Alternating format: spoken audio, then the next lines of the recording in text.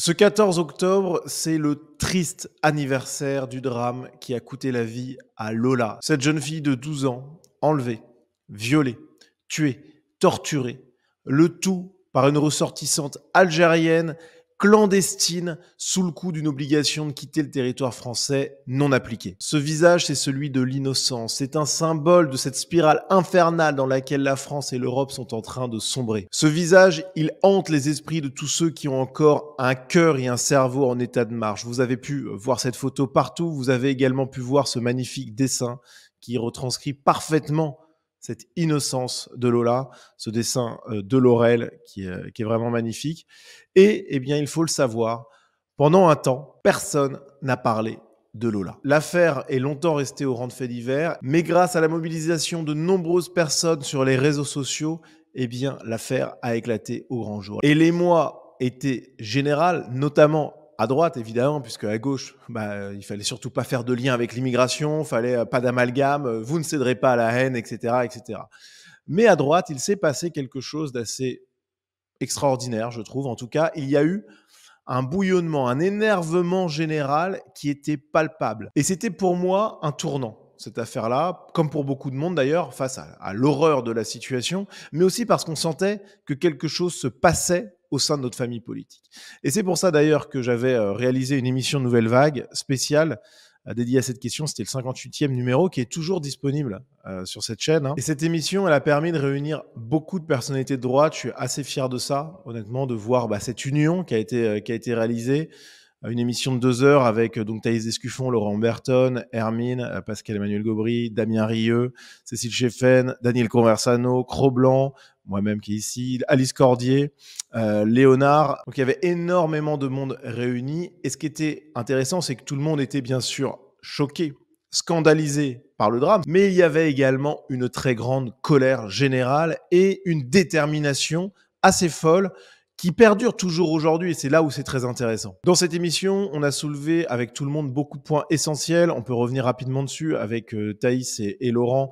On a parlé du fait qu'il fallait enfin en finir avec cette maladie de la droite de jouer sur le terrain idéologique de l'ennemi, c'est-à-dire l'égalitarisme, l'antiracisme, etc., etc.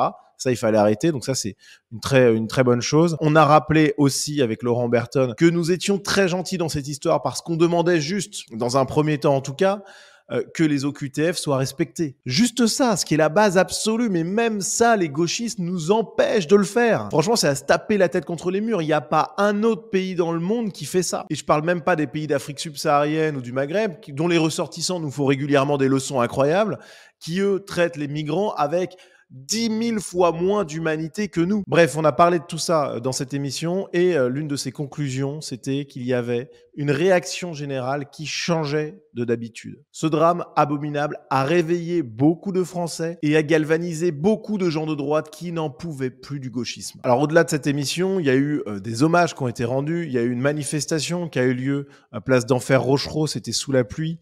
J'y étais, je me suis rendu depuis la province jusqu'à Paris pour l'occasion. Il y avait du monde à cet hommage organisé par l'Institut pour la justice. Il y aurait pu en avoir beaucoup plus à mon avis, mais pour plein de raisons, ça en est resté là. En tout cas, c'est déjà quelque chose de novateur et de positif parce qu'une telle mobilisation aussi rapidement et pour, comme le disent les gauchistes, un simple fait divers, ce qui n'est évidemment pas le cas, mais c'est leur vocabulaire à eux.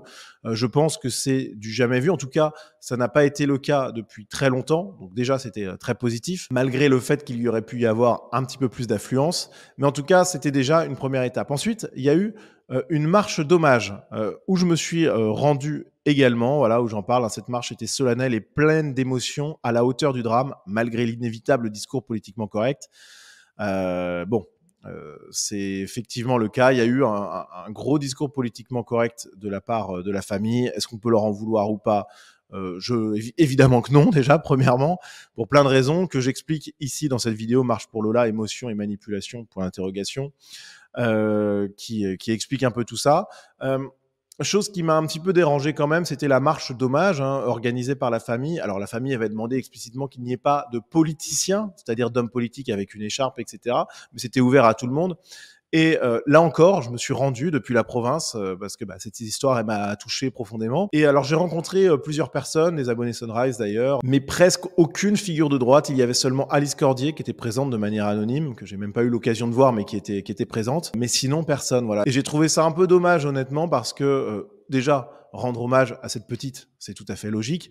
Et ensuite, il n'y a que nous qui pouvons porter sur le devant de la scène les problématiques d'immigration, de sécurité, etc., que personne d'autre n'ose aborder. Et justement, parmi ces questions que personne d'autre n'ose aborder, eh bien, j'avais fait une vidéo sur l'aveuglement antiraciste général sur l'origine de la tueuse, avec ce discours qu'on a entendu partout, évidemment chez les gauchistes, mais aussi à droite, du fait que son origine algérienne n'avait rien à voir avec le crime. Donc, dans cette vidéo, je montre au contraire que lorsqu'on s'extrait du terrain de jeu idéologique de la gauche, c'est-à-dire l'obscurantisme égalitariste qui postule qu'il n'existe pas de différence biologique moyenne entre les populations, eh bien évidemment que son origine algérienne a joué un rôle dans ce drame terrible. Alors, un an plus tard, que reste-t-il de Lola? Bien, moi, je vais vous dire, il ne se passe pas une semaine, et en réalité, c'est quasiment tous les jours, mais le plus long que j'ai dû voir, ça devait être peut-être 3, 4, 5 jours, peut-être une semaine grand maximum.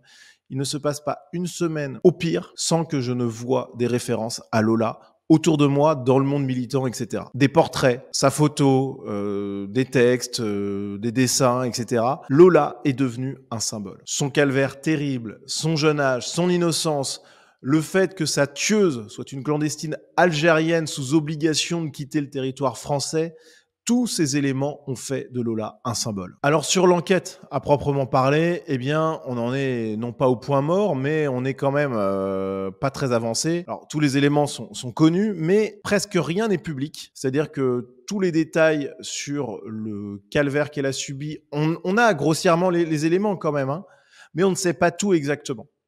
Je ne suis pas certain que si la petite Lola avait été une extra-européenne et si son meurtrier avait été un Européen, je ne suis pas certain qu'on ait aussi peu de détails et qu'on ait aussi peu d'informations judiciaires, policières, etc. Donc c'est compliqué de se prononcer sur le fond. Évidemment, l'enquête a avancé, la procédure judiciaire est enclenchée, mais on n'a pas non plus d'éléments très nouveaux. Alors il y a une question qui est en suspens, c'est la question de la responsabilité psychiatrique de cette tueuse, avec son état psychiatrique qui est en question. Dans un premier temps, il a été considéré qu'elle ne souffrait d'aucun trouble psychique ayant aboli ou alterné son discernement, mais il y a bien un trouble et il y a des contre-expertises de tous les côtés, donc ça va être un des enjeux du procès, un enjeu absolument immonde, puisque évidemment qu'une femme qui fait ce genre de choses est une malade mentale, bien entendu, et évidemment qu'elle doit avoir des troubles psychiques.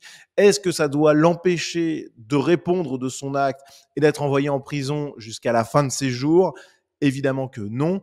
Je dirais même que la prison à perpétuité est le strict minimum dans cette affaire abominable. Mais au-delà de cet aspect judiciaire et policier, eh bien, il y a le calvaire de la famille. Un calvaire qu'on ne peut pas concevoir, évidemment, puisque il s'agit d'un drame terrible. Et c'est donc très logiquement que la famille a vécu ça de manière abominable. On le voit ici avec cet article de La Voix du Nord. Séparation, famille détruite, alcool. Un an après le meurtre de Lola, son père raconte son calvaire. Le père de Lola admet être retombé dans ses démons, c'est-à-dire l'alcoolisme.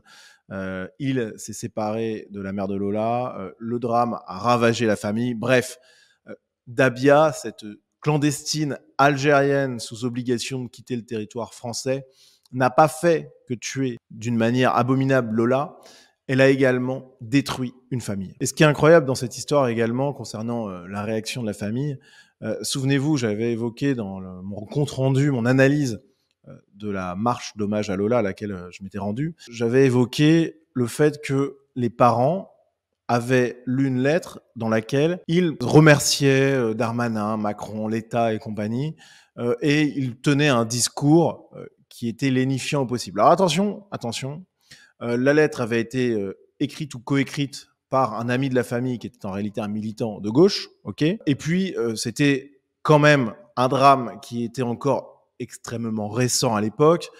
Ils étaient chamboulés, entourés par des avocats, etc., les services de l'État. Je veux dire, je ne vais pas leur en vouloir d'être tombés dans ce travers-là, entre guillemets, c'est-à-dire que, je le rappelle quand même, hein, on ne peut pas se féliciter de l'action de l'État, dire sa confiance en Darmanin et compagnie, alors même que la tueuse aurait dû être expulsée. Si Darmanin avait été un bon ministre de l'Intérieur, Dabia, la tueuse de Lola, aurait été expulsée et Lola serait toujours en vie. Mais ça, c'était dans un premier temps, et bon, voilà, on va pas en vouloir aux parents de réagir comme ça.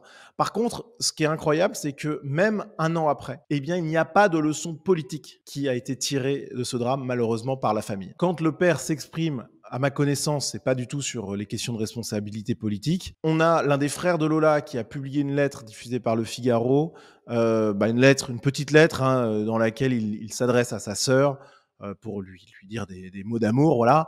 Mais c'est émouvant parce que c'est la lettre d'un frère, donc j'ai rien à dire, j'ai rien à critiquer, évidemment. Mais il n'y a pas un mot sur le fait qu'elle aurait toujours été en vie si nous n'étions pas gouvernés par des gens qui sont complètement soumis au gauchisme. Alors il y a eu son autre frère, Jordan, qui lui aussi a récemment pris la parole, et là vous allez voir, c'est un petit peu plus intéressant. Alors déjà, l'interview à Factuel commence avec le journaliste qui lui pose la question: pourquoi prenez-vous la parole aujourd'hui? Et lui répond: je ne voulais pas parler sous le coup de la colère et dire des choses que j'aurais regrettées ensuite.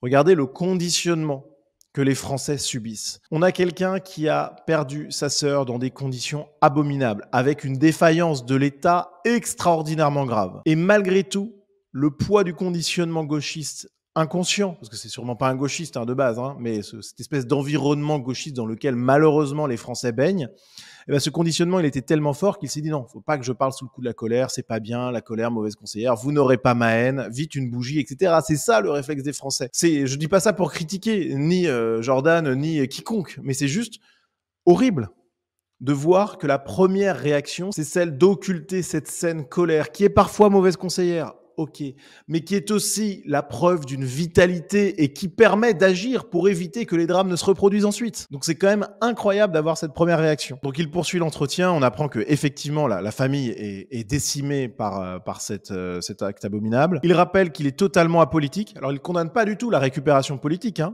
Il dit juste que lui, c'est pas son sujet. Il a toujours remercié les politiques, etc., qui sont venus se soucier de son sort. Mais il est apolitique. Là encore, une grosse maladie française. Le refus de prendre parti politiquement, de se situer politiquement. En réalité, c'est très simple à comprendre. C'est qu'on a énormément de ces gens qui se disent apolitiques, qui sont en réalité intrinsèquement de droite, mais qui, face au rouleau compresseur gauchiste, n'osent pas l'admettre publiquement et n'osent même pas se l'admettre à eux-mêmes. Et donc, ils se taisent, ils répriment leur colère, ils se disent apolitiques, ils se disent pas du tout intéressés par les grandes questions, etc. C'est une stratégie inconsciente de réaction au gauchisme. Et regardez, ça se voit dans la question ensuite. Le journaliste lui dit: mais donc vous ne concevez aucune rancœur vis-à-vis de l'État? Franchement, je ne préfère pas me poser la question de savoir si l'État est responsable ou pas. Il ne préfère pas se poser la question. Voilà la première réaction du Français moyen, qui sait que s'il se pose la question, la réponse, elle va pas être satisfaisante. Et donc, il va devoir se mettre en colère, il va devoir agir, et donc il va être pointé du doigt, stigmatisé en tant que méchant, d'extrême droite, raciste, etc. Et voilà l'impasse dans laquelle les Français sont, et l'impasse de laquelle nous devons les sortir de toute urgence. Et d'ailleurs, il continue, oui, cette femme aurait dû être expulsée. Mais j'essaie de ne pas y penser, ce serait me faire plus de mal qu'autre chose. Je crois que tout est dit, je suis certain que cette personne-là a tout compris, au moins de manière inconsciente, mais qu'il est impuissant face au gauchisme, et c'est terrible, parce que quand il dit j'essaie de pas trop y penser, ça serait me faire plus de mal qu'autre chose, le problème c'est que la petite Lola, aussi terrible soit le drame, et aussi compliqué ce soit, je le comprends tout à fait, de prendre position sur cette question, c'est nécessaire en fait, parce que la petite Lola ne sera malheureusement pas la seule à subir ce genre de choses. Et que la politique, c'est justement de faire en sorte que les actes abominables comme celui-ci, qui peuvent être évités avec quelques décisions très simples à prendre, eh bien c'est de faire en sorte que ces drames horribles n'adviennent plus dans le futur. Et donc pour ça, il faut se positionner, trancher et agir. Et parfois durement. Et c'est ça qui fait peur à tant de Français qui sont complètement pétrifiés face aux injonctions, aux condamnations du gauchisme. Et enfin, dernière chose à retenir dans son entretien, voilà ce qu'il dit: j'ai confiance en la justice. C'est louable d'avoir confiance en la justice. Mais il y a un moment, il faut quand même ouvrir les yeux. En France, nous sommes un pays extrêmement laxiste sur le plan judiciaire. Alors, sur cette affaire précise, je crois effectivement que la tueuse va être très lourdement condamnée, tellement il y a une émotion générale et tellement les faits sont abominables. Ok. Mais donc peut-être que là, on va avoir un verdict correct. Et encore, attention, parce que je dis ça, là encore, je suis moi aussi très innocent hein, dans ce que je dis là. Mais le problème, c'est que là encore, c'est une attitude qui est un peu facile.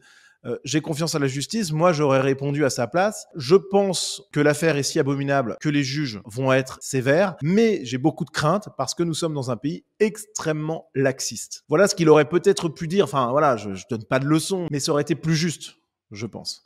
Donc voilà, il dit j'espère que les juges ne nous décevront pas, bah on espère aussi, clairement. J'aurais bien aimé que les peines soient cumulables en France comme elles le sont aux États-Unis. Effectivement, en France, on ne peut pas être condamné cumulativement pour plusieurs crimes dans une même affaire. Et c'est donc la peine la plus haute, la plus lourde qui s'applique. Alors qu'aux États-Unis, on a des peines cumulatives, ce qui est effectivement une très bonne chose. Et en fait, quand il dit ça, il admet que la justice est laxiste, en fait. Il le sait. Ça veut dire qu'il sait que la justice en France est beaucoup plus laxiste qu'ailleurs, qu'aux États-Unis, etc. Mais ailleurs, hein, je rappelle, tous les extra-européens qui nous donnent des leçons incroyables en France sur la sévérité de notre pays, sur notre racisme systémique et compagnie, ont dans leur pays d'origine des juges qui sont bien moins laxistes qu'en France. Je le redis, mais en France, on est malheureusement à un stade de gauchisme extrêmement avancé qui se retrouve honnêtement quasiment nulle part ailleurs dans le monde, peut-être éventuellement en Belgique et en Angleterre. Ok, mais enfin vraiment, on est quasiment en tête à ce niveau-là. Franchement, c'est pas une bonne chose, mais on sent bien qu'il est prêt à exploser en fait. Simplement, il ne peut pas, parce qu'il y a un conditionnement gauchiste beaucoup trop fort. Cette pression gauchiste sur l'ensemble de la société, il faut faire en sorte qu'elle disparaisse. Parce qu'imaginez qu'une personne qui a perdu sa petite sœur de 12 ans, violée, torturée, tuée par une malade mentale qui n'aurait pas dû être là, eh bien, malgré tous ces éléments, il ne veut pas faire de politique, il ne veut pas attaquer le gouvernement, il ne veut pas remettre en cause le laxisme judiciaire et compagnie. On est vraiment dans un pays qui est malade de son gauchisme. Et j'en veux pas du tout à Jordan ou à quelconque membre de sa famille dans cette histoire. Évidemment, hein, tout ça s'explique malheureusement par une victoire idéologique, intellectuelle et culturelle totale du gauchisme. Mais ça doit nous obliger, nous, qui sommes conscients de tout ça, à agir. Il est temps d'en finir avec le gauchisme. Il est temps de faire en sorte que cette idéologie atroce disparaissent définitivement. C'est un combat que l'on doit mener avec l'image de Lola en tête. On lui doit à elle, cette petite qui a été tuée en partie par le gauchisme. On le doit également à tous ceux qui souffrent de ce mal absolu depuis des décennies. On le doit à tous ceux qui malheureusement vont mourir dans les années à venir à cause de tout ça. On doit tout faire pour sauver la France, l'Europe et les Lolas de demain.